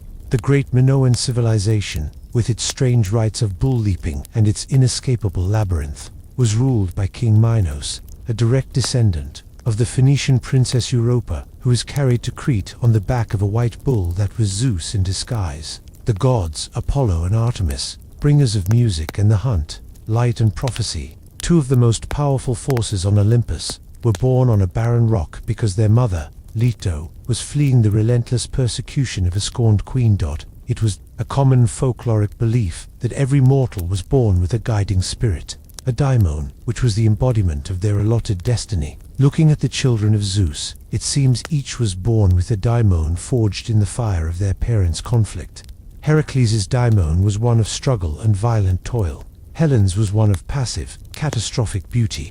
Perseus's was one of adventure against monstrous femininity, a reflection of the conflict between Zeus and the female forces Hera, the Gorgons that opposed him. These were not just children. They were living allegories of the divine drama that created them. The entire heroic age, it can be said, was powered by this divine, dysfunctional, and deeply creative partnership. Zeus's desire was the engine of creation. It populated the world with new and extraordinary beings. It founded royal lines, and it seeded cultures. But Hera's wrath was the engine of narrative. It provided the conflict, the obstacles, the trials, and the tragedy. Her jealousy gave the heroes their purpose, their monsters to slay, their injustices to overcome. One was the lightning strike that planted the seed. The other was the harsh, rocky ground that forced the seed to become strong or die. The threads were all now in place upon the loom of the fates. The great heroes were born. The lines of kings were established. The seeds of the great conflicts had been sown. The tapestry of the age was almost complete, its every detail a testament to the chaos that ensues when the greatest power in the universe is subject to a restless heart, and when the goddess of marriage is forced to find her own power in the art of righteous and terrible revenge. The great tapestry was woven, the threads of fate tangled and tied. The heroic age, born of divine lust and nurtured by divine rage, had reached its violent, glorious zenith. And on the peak of Olympus, in the quiet aftermath of creation, the king of the gods sat alone upon his throne. The air in the golden hall was still. The other gods were away in their own dominions, Poseidon in his seas, Apollo in his sun chariot, Artemis in her forests. For a rare moment, there were no petitions to be heard, no monsters to be slain, no rivals to be punished. There was only the king and the vast, silent panorama of the world he had so profoundly and carelessly shaped. His gaze drifted downward, past the floor of clouds, but it was a different gaze this time. It was not the searching eye of a predator, nor the appreciative eye of a connoisseur. It was the heavy, weary gaze of a father looking out upon a field of his own making, a field sown with dragon's teeth, from which had sprung a harvest of sorrow. For the first time, perhaps, he saw the full scope of his passions not as a series of triumphs, but as a catalogue of tragedies. He saw the smoking ruins of Troy, a city brought to ash over the beauty of Helen, his daughter. He saw the ghosts of countless heroes, many of his own bloodline, wandering the grey fields of Asphodel, their lives cut short in a war he had helped to orchestrate. He saw his greatest son, Heracles, finally at peace, a god on Olympus at last. But he also saw the long, dark road of suffering the hero had walked to get there, the madness, the servitude, the labors, the fiery pyre. Each of his son's triumphs was a reminder of the relentless persecution he had been forced to endure. A persecution born from Zeus's own deception of Alcmene. His thoughts drifted to the heavens, where the constellation of the Great Bear circled the pole, forever followed by her son. He remembered the terrified face of the nymph Callisto, her humanity trapped inside the form of a beast, a punishment for a moment of desire that had been his, not hers.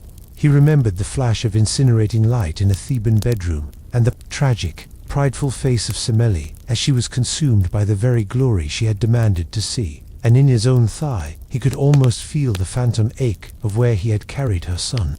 Dionysus, a god born of ash and a father's grief, a son who was then hounded into madness by Hera's unyielding hatred. Theologians and later philosophers would come to debate the nature of divine impassibility, the idea that a perfect supreme being cannot be subject to messy human emotions like sorrow or regret. But the king of the Greek gods was never such a creature of cold perfection. He was a being of immense passion, and passion is a dual-faced god. Its front is desire and creation. Its back is loss and consequence. In this quiet moment was Zeus, capable of regret, or was it merely a divine weariness, the exhaustion of a storm cloud after it has spent all its lightning? He was experiencing a form of what the mortals called penthesa, deep, resonant grief. The great tragedians believed that through such suffering came a terrible kind of wisdom, pathimaptos, and as Zeus looked upon the world, he was finally learning the full lesson of his own nature. He had treated the world as his playground, but the broken toys were the lives of women and the souls of his own children. When mortals were grateful for a harvest or a rescue, they would leave votive offerings at a temple, a small clay model of a ship, a tiny terracotta limb. Looking down, Zeus saw the world littered with the inverse of these offerings. Every hero's tomb, every ruined city, every cursed bloodline was a dark monument to one of his fleeting passions. He thought of Io, his priestess, whom he had turned into a cow. He remembered her tormented, maddened flight across the world, stung by a gadfly sent by Hera. Her peace, found at last in Egypt, did not erase the memory of her suffering, a suffering he had directly caused and then been powerless to prevent. For years, he thought of his brother's silent, resigned face when he had told him of the prophecy of Thetis, and the way they had both, out of fear, turned away from the beautiful Cynymph, consigning her to a mortal husband. He had saved his throne, but he had chained his will, admitting that there was a power in the cosmos even he was subject to. His gaze drifted across the hall to the other throne, the one of ivory where his queen Hera often sat. She was not there now, but her presence was a constant, immutable weight. In his quiet contemplation, his anger at her relentless vengeance was muted, replaced by a kind of weary understanding. She was not merely his foil, she was his shadow. She was the equal and opposite reaction to his every action. She was the embodiment of consequence, the fury that gave his creations their tragic, heroic shape. He had made her into this, his own, eternal, unforgiving mirror. The storm of his heart could not exist without the cold front of hers. And so the king sat, a storm of memory and melancholy raging within him. It was the sorrow of a father for his children. It was the weariness of a king who sees the cost of his own reign. It was the lonely grief of a god who, in being the ultimate cause of so much, could blame no one but himself, could turn to no one for comfort. The contemplation would not change his nature. The sky will always gather clouds, but the knowledge of the coming sorrow, the taste of this divine and bitter penthos, would now forever be a part of him. The storm within the king had, for a brief moment, fallen silent, and in that silence, he could hear the sound of weeping from the world below. The deep melancholic stillness on Olympus did not last. It could not. For a god cannot regret his own nature any more than a river can regret its own flowing. The moment of contemplation, of divine penthos, was but a pause between breaths, in an eternal respiration of desire and consequence. Zeus stirred on his throne, the storm within him, which had momentarily quieted, now beginning to gather its clouds once more. His nature was not a choice, but a definition. He was the sky, and the sky is a vessel for both brilliant, life-giving sun and devastating, chaotic lightning. He could no more decide to cease his passions than the earth could decide to stop its turning dot. And so our story, this long chronicle of illicit love and epic fallout, does not truly have an end. It has a resolution, but that resolution is the understanding of a pattern, a cycle that is woven into the very fabric of the cosmos. The gods of the Greeks were not beings who evolved in a human sense. They were personifications of immutable forces. Their stories are not morality plays about learning and changing. They are grand allegorical demonstrations of the fundamental principles that govern the world. Modern interpreters of myth, from psychoanalysts to structuralists, have suggested that the power of these tales lies in this very fact, that they are not about ancient, distant gods, but about the warring forces that exist within every human soul and every society. Zeus is the chaotic, creative, and often destructive impulse.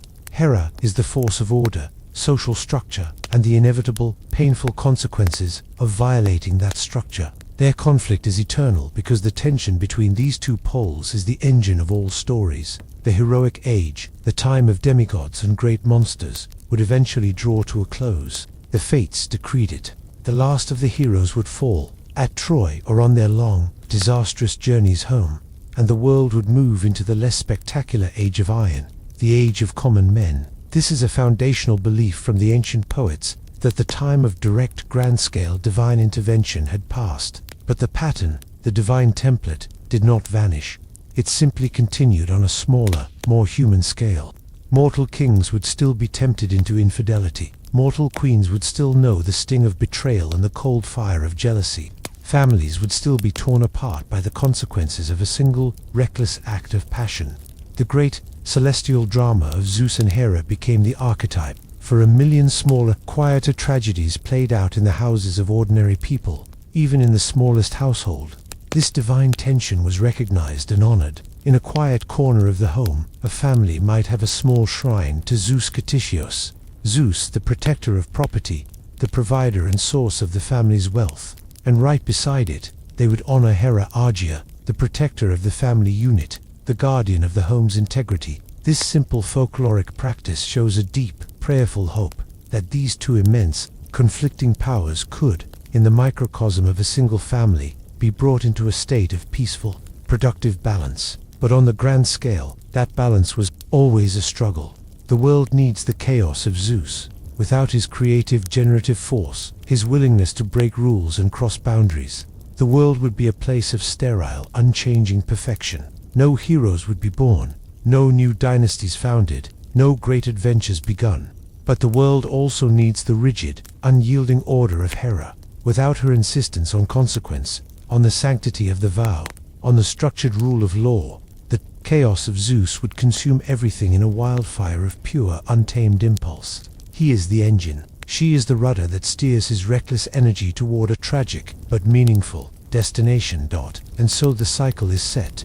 A king on a golden throne, his eyes filled with a restless, creative fire, looks down upon the world of mortals. A beautiful, unsuspecting soul catches his gaze. A desire is born, a plan is formed, a deception is enacted, and on a nearby throne of ivory, a queen with watchful, knowing eyes feels the familiar tremor of betrayal. Her heart, a vessel of long suffering, begins to gather its own storm of retribution. A new hero, or a new tragedy, is about to be conceived. A new monster, or a new madness, is about to be unleashed in response. The story does not end. It simply pauses, waiting for the next turn of the great cosmic wheel. It is a pattern etched into the stars, a drama replayed in the human heart, an eternal, unchanging story of the storm, and the stillness that must, inevitably, follow. Word count 1211. The grand tales are now told. The great passions of the gods have echoed through the halls of Olympus and shaken the world of mortals. And now, the whispers of their deeds begin to fade, retreating into the quiet fabric of the night. The throne of Zeus grows distant. The fury of Hera softens into silence. The bright and terrible age of heroes recedes, leaving behind only the gentle, silver light of the stars in a dark and peaceful sky. Let the images of gods and monsters dissolve like mist in the morning sun. There are no more quests to be undertaken, no more prophecies to fear, no more battles to be fought. All of that energy has been spent, leaving behind a profound and welcome calm. The clamor of their world gives way to the stillness of yours. Feel the weight of your own body, the gentle pressure of the blanket, the cool, soft surface of the pillow beneath your head. The great cosmic storms are over. All that remains is the slow, steady rhythm of your own breathing, a quiet tide pulling you gently out into the deep, silent ocean of slumber. Let the last echoes of the story carry you away. Let go of the thread. The night is peaceful now. The world is still. Sleep now. Sleep well. End of script. Sweet dreams. The tapestry is woven. Which part of the legend shall I use to paint the 12 in-video illustrations? Please also provide a brief description of the character and action you want depicted for the thumbnail.